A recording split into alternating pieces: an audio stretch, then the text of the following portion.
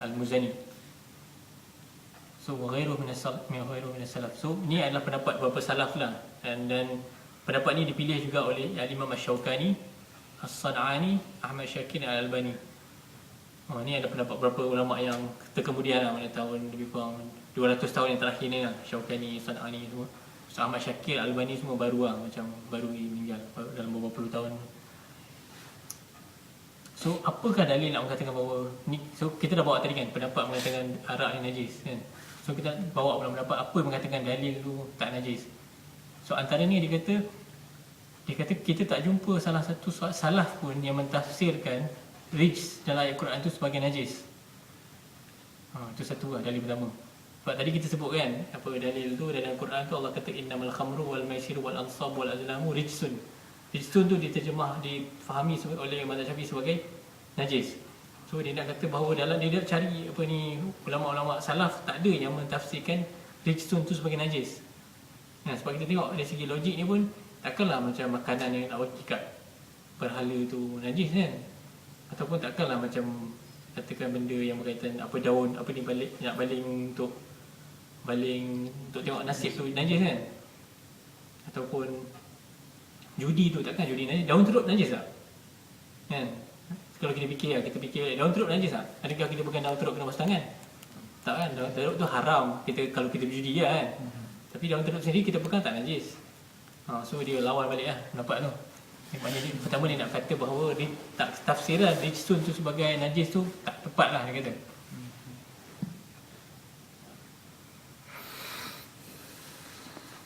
Okey, so dia bawa pula Al-Quran. Contohnya dia kata dalam Al-Quran surah Al-Hajj ayat 3, fajtanibur rijsa minal awthan. Jauhilah rijs daripada berhala-berhala mereka. Maknanya berhala najis tak? Berhala tak najis kan? Kita dia pegang batu tu berhala dan sebagainya kan. Dia tak najis. Dia cuma berdosa, syirik kalau dia menyembah berhala, tapi pegang tak jadi apa. So kita just tak payah bersangat pun. So dia orang balas balik kan. Dia orang kata ayat tak ada kena-mengena dengan najis kan. Benda tu nak kata bahawa benda tu najis dari segi maknawi. Maknanya benda tu benda yang keji lah, maknanya benda yang tak elok kan, benda yang haram lah sebenarnya kan. Bukan nak kata benda tu maknanya kita pegang dia jadi kotor. Bukan itu maksudnya. So banyak lagi ada dalilnya. Antaranya termasuklah dalilnya adalah pasal kisah pengharaman arak kan. Bila haram arak ni banyaklah di kota Madinah ni semua orang pecahkan arak kan. Kita tahu kan kisah famous kan, bila ayat pasal haram ni haramnya arak turun, kepada sahabat semua pecahkan dia punya bekal-bekal arak. Semua air arak tu berlimpah-limpah di Madinah. So dalam benda ni diceritakan dalam Sahih Bukhari dan Sahih Muslim. Tapi tak ada pun satu dalil yang mengatakan bahawa Nabi suruh dia orang basuh kat tangan ke kaki ke apa dan sebagainya kan. Sebab dah terkena arak tu. Bila air arak tu melimpah-limpah kat Madinah, semua orang duk pecahkan dia punya bekal arak. Tak ada pula Nabi suruh dia orang basuh tangan ke apa kan dan sebagainya, sebab najis. Kalau benda tu arak najis kan. Tu antara hujah dia.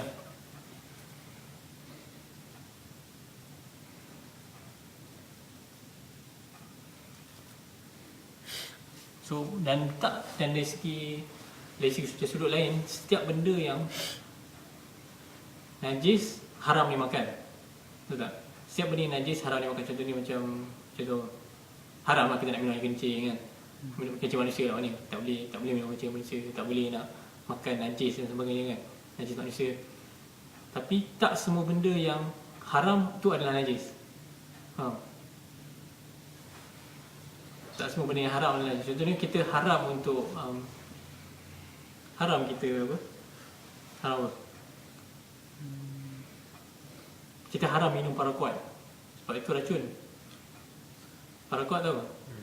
Kan? Shalok ni air rumpai punya racun kan. Racun rumpai.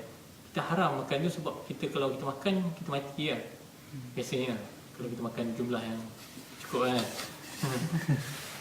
Biasanya boleh mati lah kan. Ataupun kita makanlah racun apa-apa kan, haram. Tapi benda tu tak sebenarnya najis. Bila kita terkena paraquat tu, terkena racun rumpai sebenarnya tak jadi kotor. Tak sebenarnya kita basuh tangan. Macam orang pergi macam bawa paraquat tu pergi dekat ladang dan sebagainya, dia tak perlu basuh tangan. Lepas dia tu dari segi hukum lah, tapi dari segi kesihatan dan sebagainya mungkin bagus lah basuh tangan kan. Supaya bahaya kan. Tapi benda tu tak najis lah dari segi agama ni. So ini antara dalil-dalil hujah-hujah orang nak mengatakan bahawa arak tu bukan najis. nak pegang pendapat mana kita pulang lah. Mana rasa yang sebab dalil dua-dua ada hujah kan. Dua-dua ada dia punya argument dia. Tak boleh nak salahkan orang nak kata najis dan sebagainya. Kalau dia macam nak kata aku nak guna apa ni minyak wangi yang non alkoholik dia kan, yang tak ada alkohol je. Kita tak boleh nak halang dia dan marah dia dan sebagainya. Tapi kalau orang nak guna pun kalau dia ada hujah dan sebagainya, kita tak boleh buat apa, biar kan. Sebab dua-dua ada hujah daripada Quran dan hadis. Daripada pemahaman Quran dan hadis.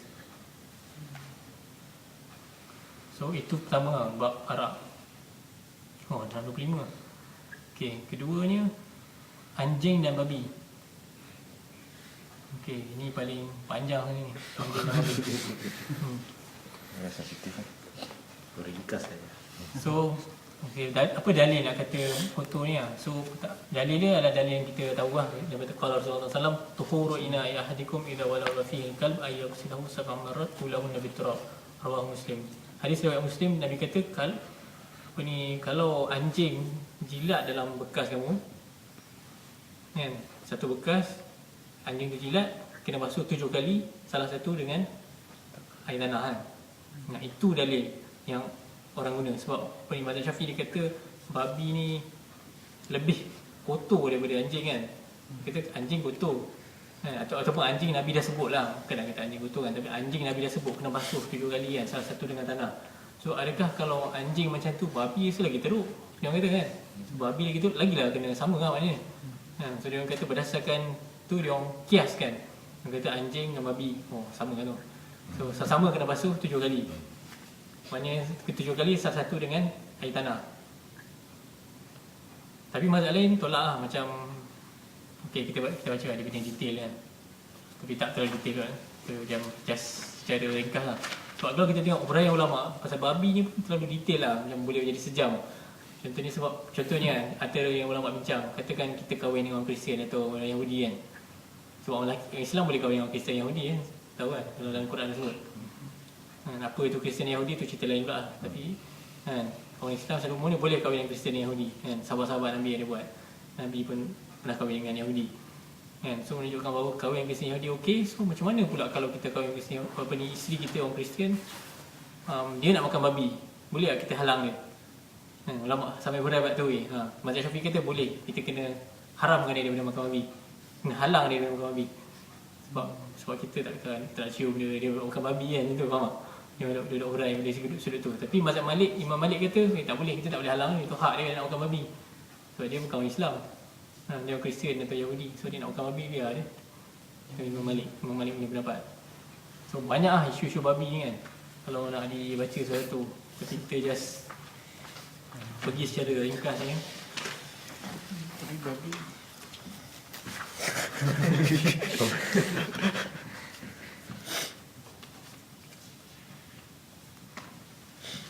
tapi babi bukan haram untuk orang kafir pun haram enggak? Untuk Islam haram enggak kan? Untuk orang kafir bukan haram enggak babi? Allah haramkan babi. Dalam agama Yahudi babi haram, dalam agama Kristian tak ada haram, tak ada sebut. Ya, Kristian haram. Islam haram enggak? Ada cakap Rezeki naik dah. Bukti kan daripada Bible ke? Yalah, dalam Bible ada sebut lah pasal babi tu macam kotor tu lah. Tapi kalau dalam dari segi usul fiqhnya, dia panggil wajhul istidlal, ada sejauh mana kekuatan dalil tu maknanya. So scholars Kristian tak kata berharam kan. Memang dia makruf, itu pendapat Zakinai kan. Tapi kita kena tengok pendapat scholars Kristian ni tak ada kata babi, dan tak ada dalil daripada Quran dan hadis mengatakan bahawa orang Kristian ni tak makan babi. Sebab ulama dari dulu ni semua kata orang Kristian memang makan babi. So dan siapa yang makan babi kat Madinah tu memang Kristian lah sebenarnya. Dan juga musyrikin lah. Sebab tak ada dalil, itu pendapat Zakinai lah. Zakinai tak semua benda boleh terima bulan-bulan. Dia ikut daripada Bible juga, dia ikut daripada Bible juga kan. Bible pun boleh salah quote kan, misquote, misunderstand, misrepresent, semua tu ada dalam. Kalau kita baca balik Answering Islam kan, kita baca balik apa, kita kena bukan baca yang Rod Kristiannya, tengok balik apa dia jawab kan. Kita baca balik, okey, dia ujar boleh tahan kan. So benda tu boleh salah faham, salah. Dan sebab bahasa Bible yang asal adalah Ibrani, bahasa Ibrani kan, bahasa Hebrew. So dah terjemah dia jadi macam ada permasalahan dan pemahaman dan sebagainya. Adakah Zakinai terror dalam bahasa Hebrew kan. Itu pun satu persoalan juga. Sebab bahasa Arab pun dia ada problem. So saya lagi muskil lah pada terror bahasa Hebrew. Cuma dia hafal Quran banyak, dia hafal hadis banyak. Makna lah kan, tapi dari segi bahasa Arab dia tak okey lah kan. So apa yang lagi naik, saya have a lot of reservations lah kan. Jangan bulat-bulat terima baca ke apa Kristian kata kan. Kristian kata macam mana cara dia orang faham Bible dan sebagainya. Sebab pun yang Bible tu sendiri bukan Bible yang original. Di sisi kita orang Islam kan, kita anggap Bible tu Bible yang telah dah tukar belik berapa banyak kan, berapa persen lah. Atau mungkin 50-60% semua tu dah salah lah apa semua kan. Contemporary ni. Contemporary. Liberal sikit kan. Oh, dia dah tutup main lampu kan. Tak ada perempuan. Tak ada perempuan. Tak ada perempuan mati. Ada perempuan dia mati. Ada orang yang sensor. Sensor. Oh, vibration sensor. Motion sensor. Vibration. Jauh ni. So ulama secara umumnya sepakatlah babi ni, daging babi, apa ya, Segala. kulit babi, Lemak. hidung babi, lemak babi, Hidung semua yang babi tu haram dimakan. Haram dimakan, confirm semua sepakat lah. Walaupun ada ulama mazhab Hambali macam cuba nak kata bahawa ulama mazhab Zahiri kata boleh. Tapi bila ulama Zahiri kita check balik ulama lain tulis, yang kata kalau kita check balik dalam buku, sebab tu saya cakap pasal misrepresentation tu. Sebab kadang orang golongan lain dia boleh macam sebab dia golongan yang memang nak bantai golongan ni. So dia memang akan cari, dia faham cara ni. Padahal orang tu mungkin tak cakap macam tu. Sebab tu bila kita tengok huraian balik ulama, dia cerita pasal mazhab Hambali kata bahawa mazhab Zahiri kata makan selain daripada daging babi okey. Maknanya macam apa? Tulang babi kan. Tulang babi, apa babi semua boleh. Dia orang kata macam tu. Tapi bila kata balik dalam orang ulama lain hurai balik, dia orang kata mazhab Zahiri tak cakap macam tu. Dia kata babi pun dia tak sebut sebab kononnya dia orang kata itu pendapat Daud Al-Zahiri. Daud Al-Zahiri ni pengasas lah mazhab Zahiri ni kan. Sebab kita tahu ada mazhab banyak, zaman dulu ada at least 4 mazhab kan. So banyak lagi mazhab ulama lain yang dia orang ada pendapat sendiri tapi mazhab dia orang tak berkembang. So antaranya mazhab Zahiri ni tak berapa berkembang. So akhirnya Ibn Hazm yang jadi Zahiri, so dia buat pendapat semua ini, tapi tak ada dalam buku dia cakap dia pun cakap bahawa babi ni semua benda, semua jenis babi ni semua haram lah. Dan tak ada macam dia kata dan sebagainya. So itu yang antara isu misrepresentation tu. Maknanya ulama mazhab lain mungkin dia salah faham dan sebagainya. So dia macam dia dengar rumours ke apa dan sebagainya. So dia ambil, dia kata ini pendapat mazhab Zahiri. Padahal ulama lain kata tak ada dalam mazhab Zahiri cakap itu. Dan buku-buku mazhab Zahiri pun tak ada. Sebab buku mazhab Zahiri paling famous adalah Al-Muhalla Ibn Hazm ni yang daripada Andalus, daripada Spain kan. So dia tak ada cakap bahawa babi punya kawasan lain semua okey. Dari segi makan, dia cakap pasal makan ni. Okey, itu dari segi makan ulama pula kita sepakat lah. Tak ada yang ulama lain kata macam ada benda babi yang boleh makan kan. Tapi dari segi kulit atau benda-benda lain daripada babi tu nak guna, itu ada perselisihan ulama kan. Mana benda berkulit babi tu boleh tak nak guna untuk, maknanya dah kena dia panggil, orang Melayu kata samak lah. Sertu kan. Sertu dalam Melayu. Sertu maknanya apa? Untuk kulit. Untuk kulit dia panggil sertu kan. Kalau kita pegang babi baru sama. Okey. Kalau Okey. kulit tu sertu. Okey, sertu kan. Okey. Melayu. Tapi istilah orang awam tak guna sertu kan. Dia guna sama je kan. Sebab tu dalam bahasa Melayu bila orang Melayu cakap samak tu kita kena tahu dia maksudnya samak apa. Satu, samak ni adalah maksudnya basuh 7 kali, salah satu dengan air tanah. Satu lagi maksudnya adalah menyamak kulit tu lah. Samak kulit ni maknanya kita proses kulit tu lah.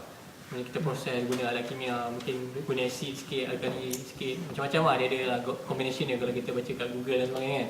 Macam mana orang buat, dia panggil orang kita kata tanning kan. Mana dia orang nak proses kulit tu. Zaman dulu kita tahu dia orang guna daun tertentu lah daripada pokok-pokok ni, dia orang guna campur apa semua, dia orang proses benda tu. So benda tu dianggap telah, dalam bahasa dia panggil dibal. Maknanya telah disamak lah maknanya. Ataupun orang modern kata sertu lah, telah disertu lah maknanya. So bila sebut samak tu kita kena tahu mana satu maksudnya. Tapi dari segi kulit babi, so mazhab Maliki dia kata kulit babi boleh.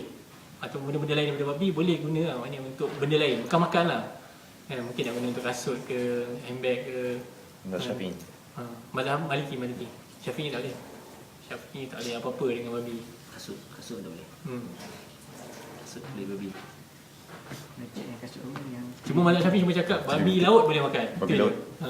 Babi laut. Babi laut.